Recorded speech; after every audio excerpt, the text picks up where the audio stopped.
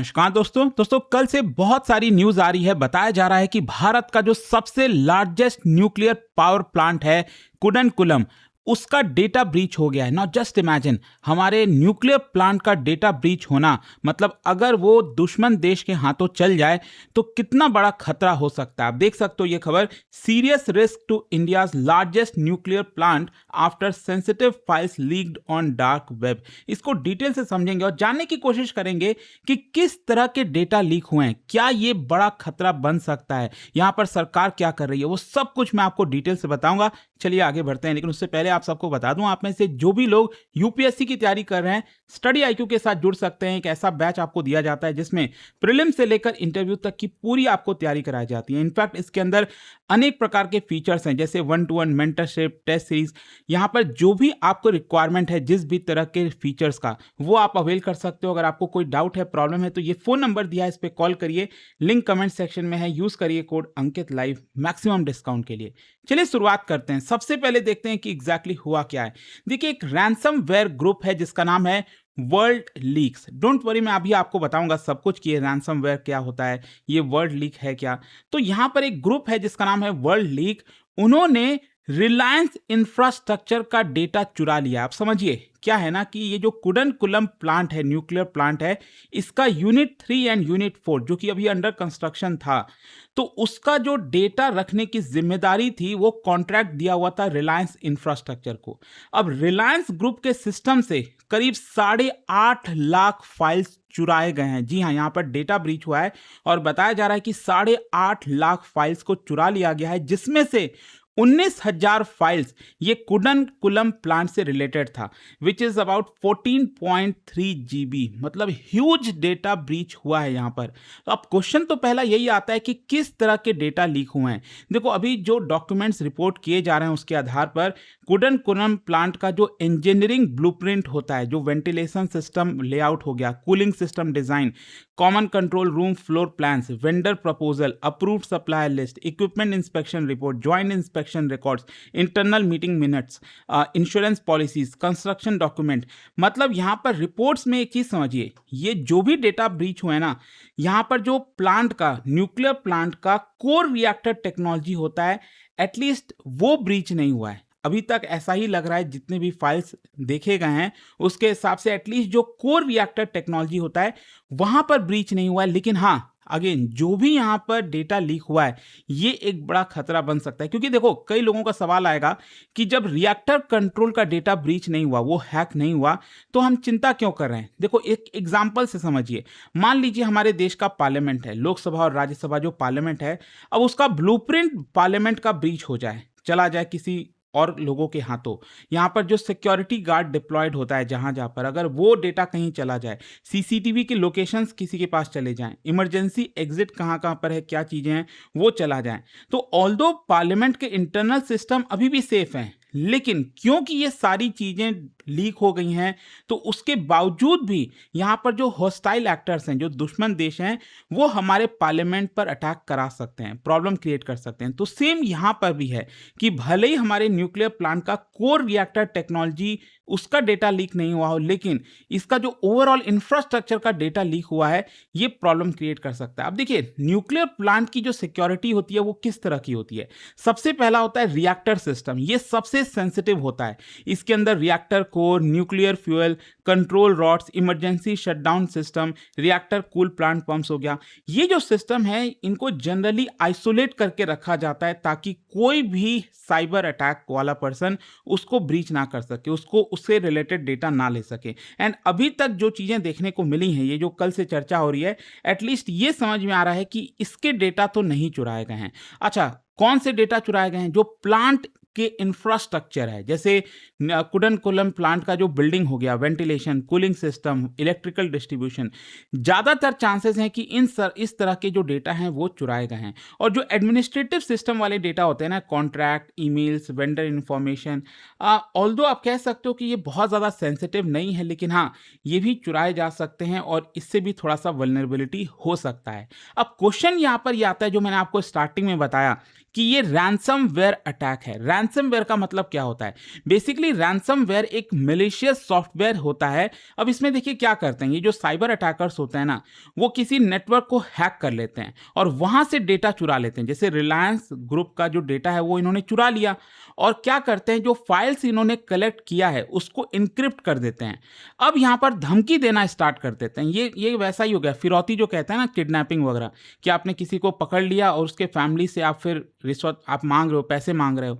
तो सेम यहाँ पर भी है कि आपने डेटा को चुरा लिया और धमकी दे रहे हो कि अगर आप हमें इतना पैसा नहीं दोगे तो हम आपके डेटा को पब्लिकली रिलीज कर देंगे, जो कि अगेन बहुत ज़्यादा प्रॉब्लम क्रिएट कर सकता है। और जो मॉडर्न रैंसमवेयर ग्रुप्स होते हैं ना, वो बेसिकली इसी पर रिलाई करते हैं। इसको डेटा एक्सटॉर्शन कहा जाता है कि आप सेंसिटिव इंफॉर्मेशन को लीक करने की धमकी देते हैं और आप ये भी कहते हैं कि अगर आप अपने सिस्टम को रीस्टोर भी कर लोगे तो भी हम आपके डेटा को ब्रीच कर देंगे। जैसे मान लो अगर मैं कहूँ कि मेरा कोई लैपटॉप है, किसी ने उसको हैक कर लिया और उसको पासवर्ड से लॉक कर दिया। अब मान लो वो कहेगा कि मैंने आपके डेटा का सारे लैपटॉप का सारा डेटा निकाल लिया है और आप अपना लैपटॉप अब यूज़ नहीं कर पाओगे क्योंकि मैंने लॉक कर दिया है। हो सकता है ना कोई पर्सन ऐसा कर दे। अब मान लो इन केस मैं किसी के पास ये लैपटॉप ले जाऊं और अपने लैपटॉप का मतलब रिबूट करा लूं, वापस से अपने लैपटॉप को ओके करा लूं, लेकिन एटलीस्ट मेरा जो डेटा है वो तो उसके पास चला गया ना। तो वो यही धमकी दे रहा है कि भले ही आप कुछ भी कर लो, जो डेटा हमारे पास आया है वो मैं पब्लिकली इशू कर दूंगा, जिसकी वजह से आप वल्नरेबल हो जाओगे। ठीक है, तो इसको कहते हैं रैंसमवेयर अटैक। अब इस केस में सरकार से क्या कोई फिरौती मांगी गई है, कोई पैसे मांगे गए, अभी तक उसके बारे में नहीं पता।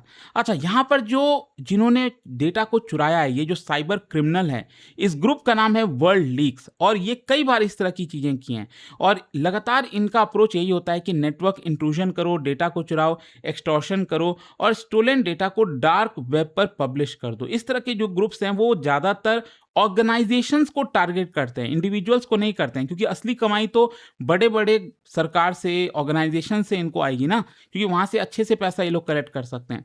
तो दैट इज़ वाई ये ऑर्गेनाइजेशंस को अटैक करते हैं। अच्छा, ये डार्क वेब क्या होता है? मैं आपको बार बार बोल रहा हूँ, डार्क वेब पर ये डेटा अवेलेबल कराने की कोशिश की जा रही है।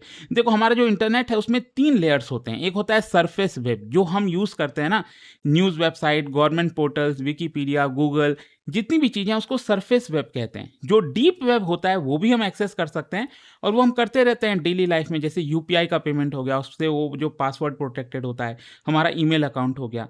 तो यहाँ पर आप कुछ इंडिविजुअल के पास जो एक्सेस है वही उसको कर पाएगा, उसको हम डीप वेब कहते हैं। लेकिन जो डार्क वेब होता है ना, ये डार्क वेब आप ऐसा समझिए जैसे चोर बाजार हो गया। मतलब यहाँ पर जो इलीगल एक्टिविटीज़ वगैरह होती हैं, जो क्रिप्टो करेंसी वगैरह से पैसे लिए जाते हैं, इस तरह की जो चीज़ें होती हैं ना, वो आपका डार्क वेब पर चलती हैं, उसी को कहते हैं। अब क्वेश्चन ये है कि जो कॉन्ट्रैक्टर ब्रीचेज है ये इतना डेंजरस क्यों है?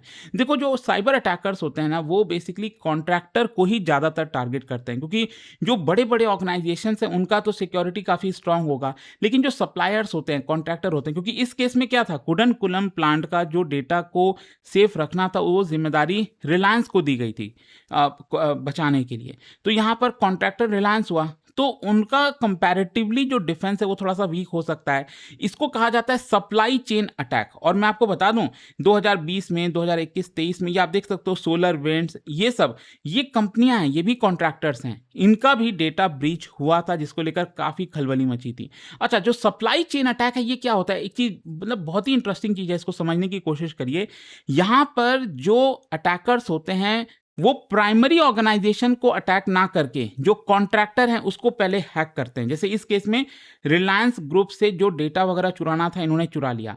अब उस डेटा के अंदर अगर आप देखोगे ना, तो यहाँ पर जो सप्लायर्स के नाम हैं, जो इंटरनल आर्किटेक्चर हो गया, उन सब का डेटा ये लोग पहले कलेक्ट करते हैं। जैसे मान लो कुडनकुलम प्लांट है, उसमें बहुत सारे सप्लायर्स होंगे ना, जिन्होंने सप्लाई किया होगा अलग अलग आइटम्स को। तो अब ये साइबर अटैकर्स क्या करेंगे, अलग अलग सप्लायर्स का डेटा ब्रीच करने की कोशिश करेंगे, उनके ऊपर अटैक करेंगे। तो ये जो पूरा सिस्टम होता है इसको हम सप्लाई चेन अटैक कहते हैं। अच्छा, यहाँ पर जो सप्लायर है वो इतना मायने क्यों रखता है? क्योंकि कौन सी कंपनी ने कूलिंग इक्विपमेंट सप्लाई किया, कौन सी कंपनी ने इलेक्ट्रिकल सिस्टम मेंटेन किया, कौन सा जो कॉन्ट्रैक्टर है वो सिक्योरिटी डिवाइसेस का सर्विसेज प्रोवाइड कर रहा है। तो इन सब के ऊपर इंडिविजुअली भी अब टारगेट करने की कोशिश की जाएगी, क्योंकि वो डेटा साइबर अटैकर को मिल चुका है। अच्छा, इंजीनियरिंग ड्राइंग्स ये क्यों मायने रखती है? देखो, इंजीनियरिंग डॉक्यूमेंट का मतलब होता है किसी भी इंफ्रास्ट्रक्चर का, किसी भी प्रोजेक्ट का pipe location, ventilation routes, cooling network. तो ये जो अटैक था ना, वो बेसिकली इंजीनियरिंग ड्राइंग्स के ऊपर था।